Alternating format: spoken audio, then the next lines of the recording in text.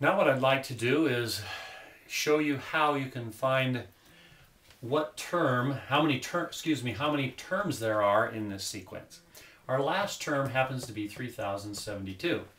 Now you remember on Wednesday, Kirk showed us how he found out how many terms there were in an arithmetic sequence simply by finding the function that represents the equation. And then all we have to do is 1.5 times 2 to the n, set it equal to the last term, 3072, and now solve this equation. This is a piece of cake after Unit 3. Our first step would be dividing both sides by 1.5. We get 2 to the n is equal to 3072 divided by 1.5, or 3/2, which is the same as 3072 divided by 3/2 would be times 2/3.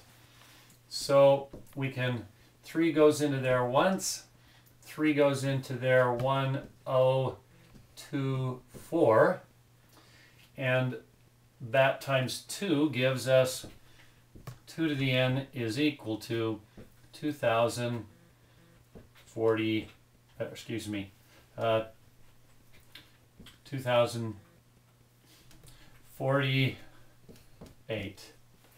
Now, how do we solve this? Well, you remember from Unit 3, we can simply take the log of both sides, move our power down in front, n times the log of 2 is equal to the log of 2048, and then divide both sides by log of 2. We get n is equal to log of 2048 over log 2.